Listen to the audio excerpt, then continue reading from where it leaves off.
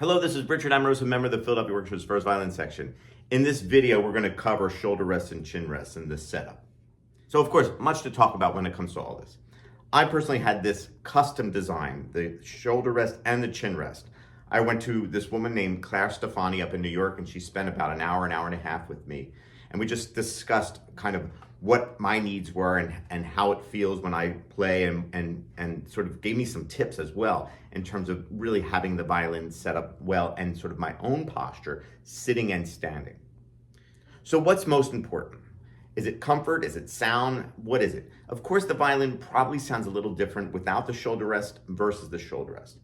What I think is most important is how you sound, okay? The violin might sound marginally better for sure without a shoulder rest. However, if it causes you to feel discomfort or you play worse without it, of course, I would say, use a shoulder rest. I used a shoulder rest pretty much my whole life. One of my teachers before I got in the orchestra tried to teach me how to play with a shoulder rest. I can do it. Sometimes I will, forego the shoulder rest if I'm having any shoulder discomfort just because I know how to do it.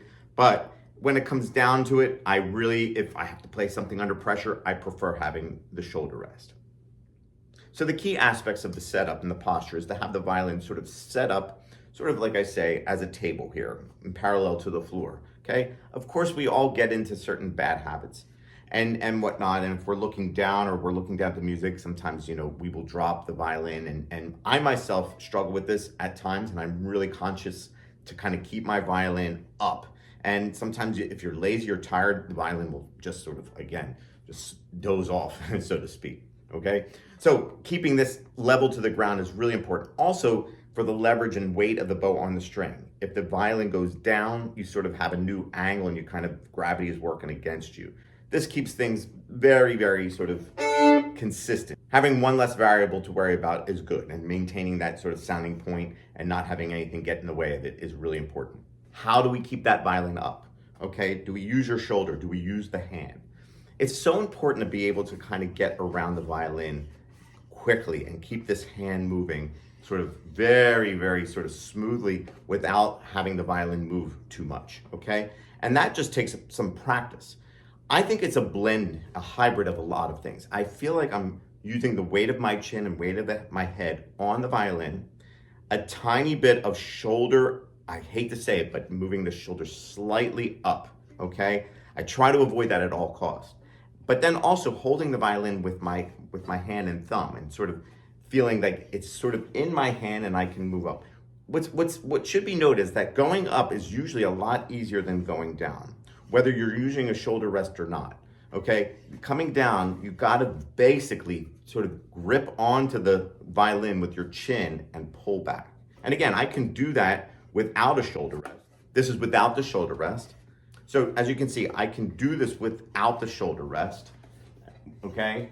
But you can see I have an urge to lift my shoulder. And sometimes I might even do that just to support it, in those cases. Some people will put a tiny sponge here just to kind of keep the violin a little more still, okay? Okay, that's acceptable. And again, this is all very sort of individual. I can do this and I can play this way. I just know that it's much more comfortable for me to have the shoulder rest. So just to clarify, when I'm going up the fingerboard, I definitely keep the weight of my chin on the fingerboard. And then I sort of, hold it slightly with the hand, slightly with the shoulder, and I just try to gracefully move up. Once I hit the body of the violin, I have even that much more support. I don't really have to hold on to it too much because then I have the violin firmly in my hand here, okay? But going back, definitely I have to move, hold on to my chin or hold on slightly with my neck or shoulder to kind of keep that violin stable. Very simple things.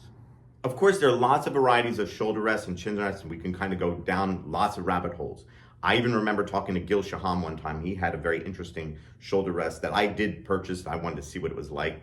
And he says, yeah, I asked him about it. He said, yeah. He said, however, I still find myself going down. So there's no perfect solution, just to let you know. It just is a process that you have to figure out what's best for you. So if you have any questions, please throw them in the comments. This is a very interesting topic. A lot of people ask me about my chin rest because it is kind of individual looking and because it's slightly higher. I really like this setup. It really works for me. This is a custom chin rest, but then I use the forte secondo for my shoulder rest, okay? And that feels, and it's very low, but it's the exact height for me. Everybody's different. Everyone has a longer and shorter neck. So again, it's just up to you. So good luck trying to find that perfect solution for your shoulder rest and chin rest, and we'll see you soon.